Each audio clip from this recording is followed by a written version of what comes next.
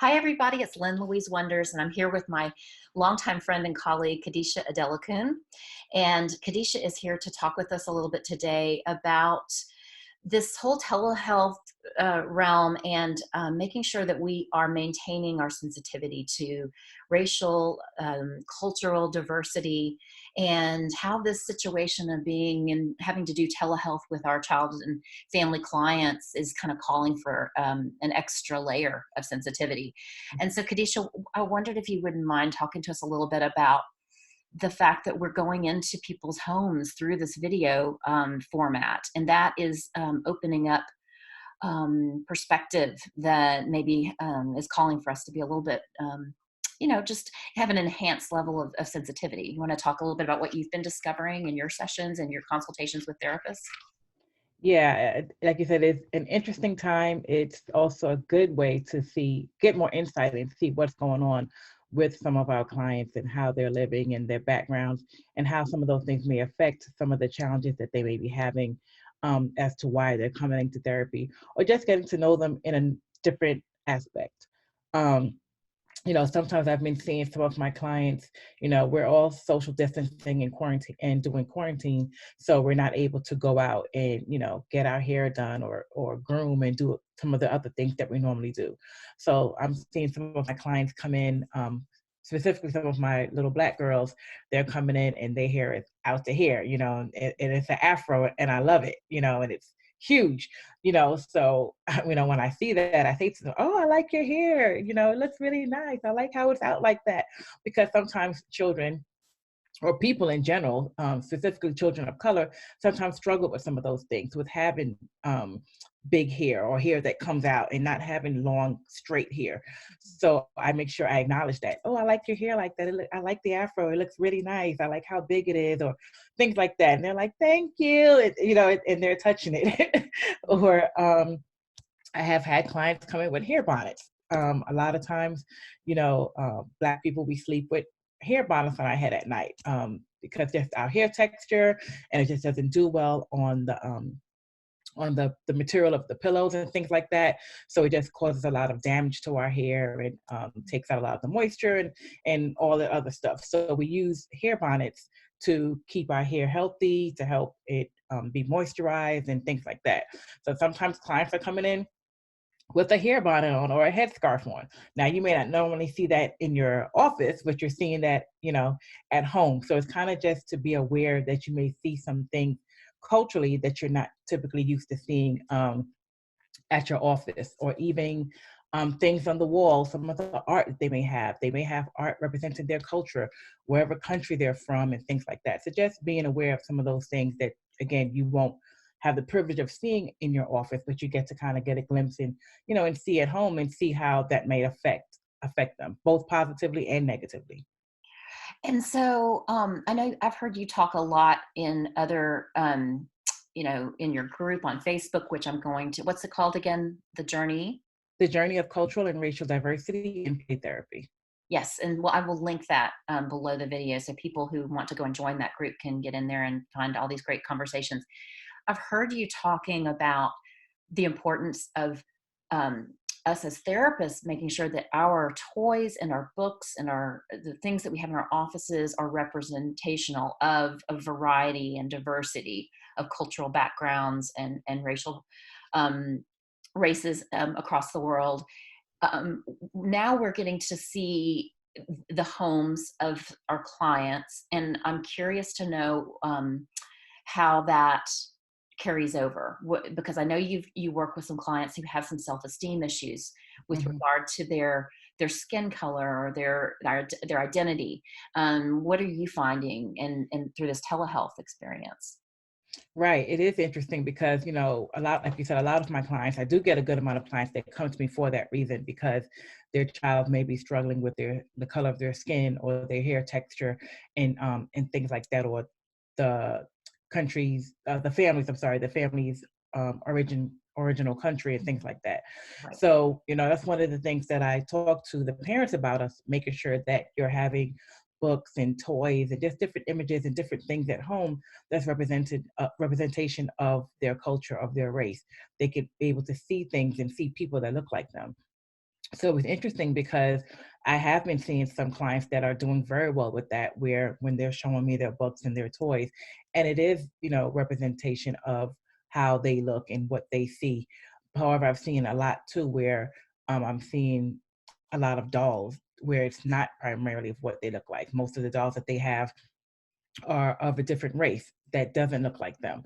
So it kind of made me see, okay, this child is struggling with the color of their skin and with their hair texture, especially since they already go to a school that's where they're the minority, but then also at home as well, you have 10 dolls and only two looks like you and the rest doesn't. So I can see how that kind of, plays a role in how it affects the child. Yeah, so you're getting a window into that child's world experience through telehealth that you wouldn't have had otherwise. Right. And I would assume that that could help you to shape, your the way you're going to talk with the parents. Maybe it Exactly. would give you an opportunity to bring that up with parents and talk about, you brought your child to me because she's struggling with her self-esteem with regard to her identity. And I noticed when we were having our session that she only had two of 20 dolls that Right. looked like her. And this is something that I think we need to work on. We need to let her see herself reflected in her items and her surroundings. Right. That's really good.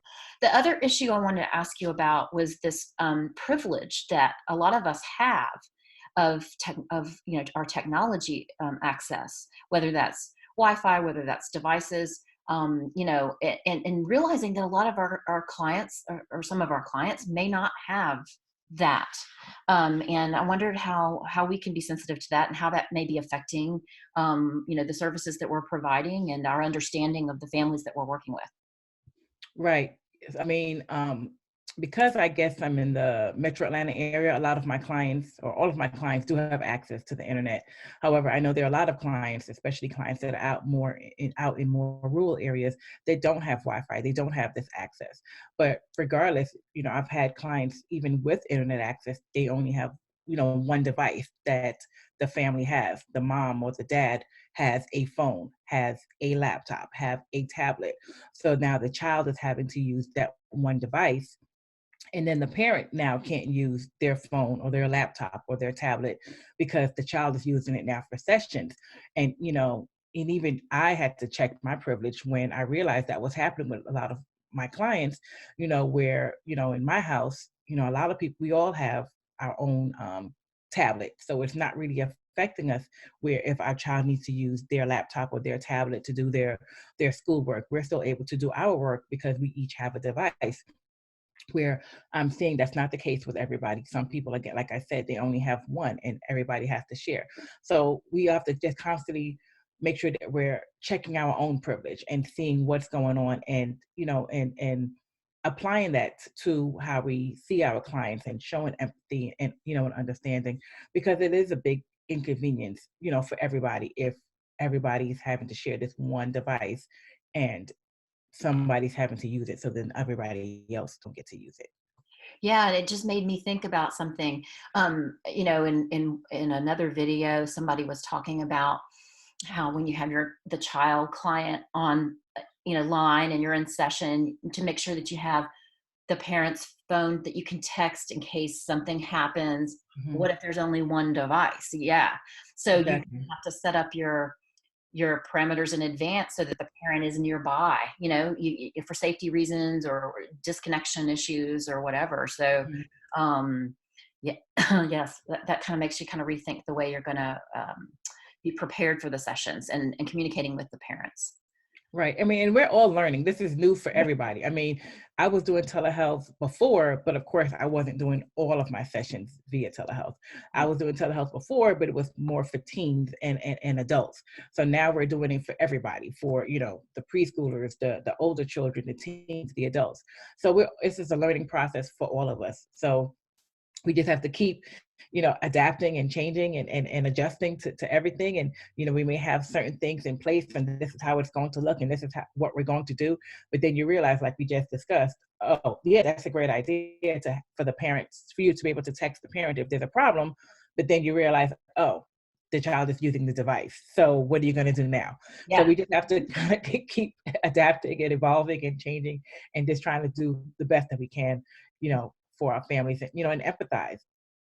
Well, I just want to thank you so much for all of the work that you do for our community to bring forward the emphasis on the need for sensitivity to cultural and racial diversity. And I want to just mention anybody who's watching this video that Kadesha does offer supervision for people who are working towards their registered play therapist credential.